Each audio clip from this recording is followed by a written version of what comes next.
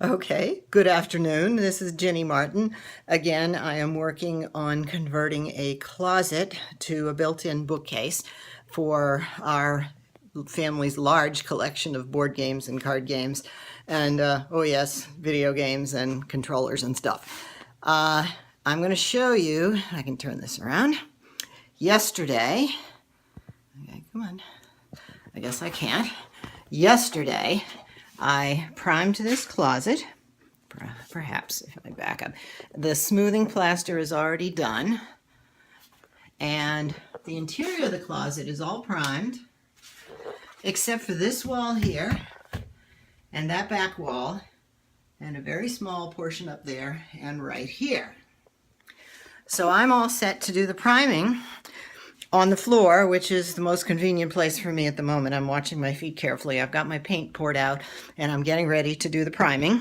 I have run out of my enormous 5-gallon jug of Zinsser primer. Here is the 1 gallon that I have bought today to finish the priming job.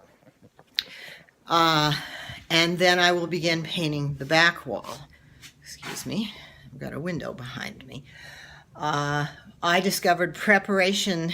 I'm usually very careful with preparation. In this particular case, yesterday, in cleaning up my brushes, and I do have a disagreement with my mother, who buys the cheapest disposable brushes she can and then throws them away after each use. I usually buy good, pretty brushes and then clean them carefully after each use, and they last for years. So for the first time in probably 7 or 8 years, I actually had to buy a brush today along with the primer because the old one was getting stiff.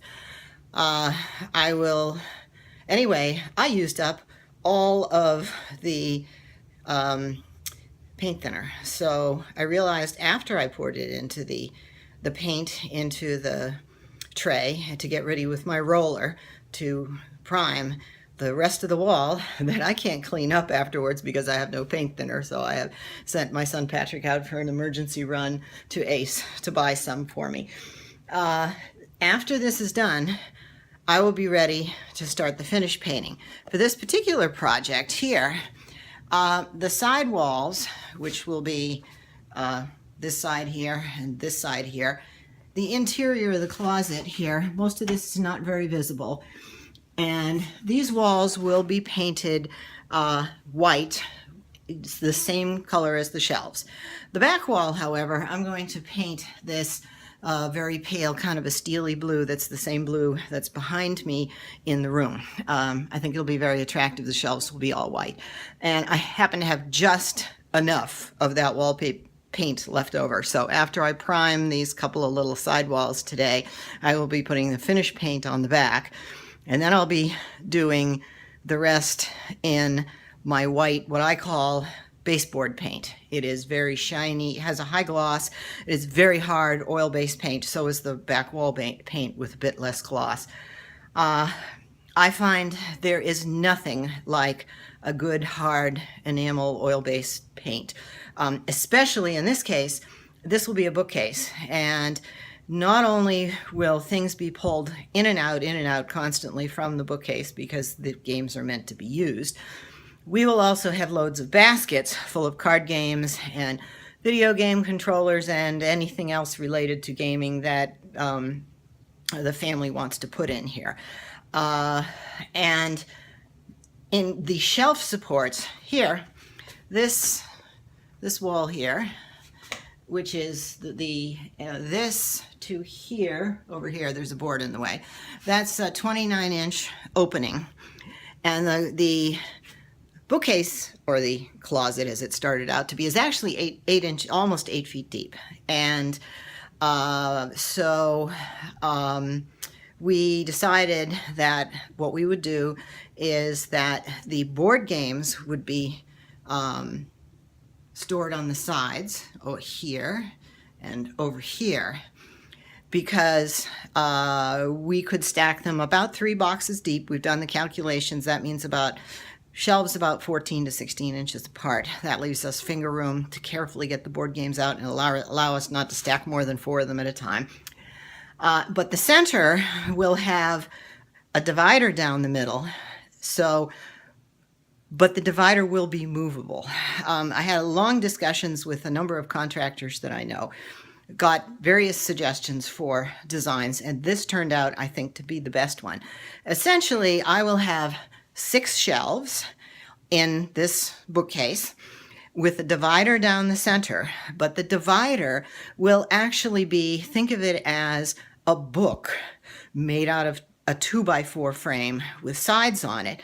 And I am going to be putting felt on the bottom and on the top of each of these, call them books. They will be about 1 3/4 inches thick. It's going to be the side of a 2x4, which isn't 2 inches, it's 1 3/4 inches. So I will have these dividers that will be very nice looking.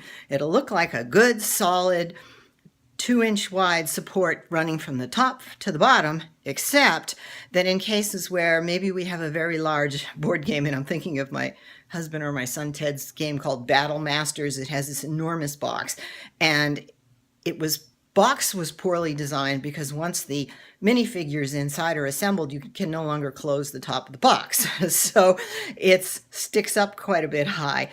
And if we want to get that thing out to play, we're going to have to move some stuff. And having a permanent divider in the middle, we consider to be a problem because it means some of those larger boxes of board games we're going to have a hard time getting out. So we decided, and this was thanks to our friend, longtime friend, John Ross, who, when we were first brand new householders and about 22, 23 years old, he used to come and do repairs for us that required a bit of creativity that we didn't have either the time or the knowledge to do. One of them was rather silly. We had a sloping cathedral ceiling, and we bought a ceiling fan kit to put a ceiling fan in there.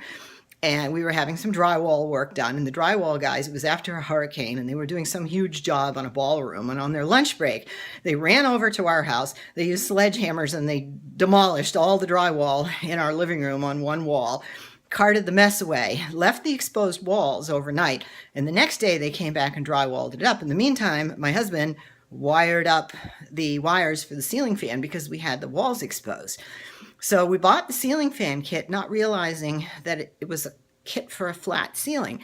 So it fit perfectly on one side, but the ceiling sloped, so there was this little triangle of exposed wiring and things, and we couldn't figure out what on earth were we to do about this.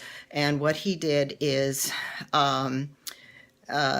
basically buy a coffee can and slice it at a diagonal, spray painted it black, poked a hole in it, slid it up the pole of the ceiling fan, and attached it to the ceiling. So he used to do work, all sorts of creative work, and he had wonderful, wonderful ideas. At any rate, he was the one who suggested that this approach to the problem of access for these boxes. So I'm really looking forward to this job. The painting will be done in the next day or two. I have to do several coats and in 2 different colors, plus some primer, so I'm going to have to be changing rollers and paint liners. And once that's completed, we can actually start to put in the shelves. I'm really excited. So I'll get back to you next time we have a new step. Thanks, and bye.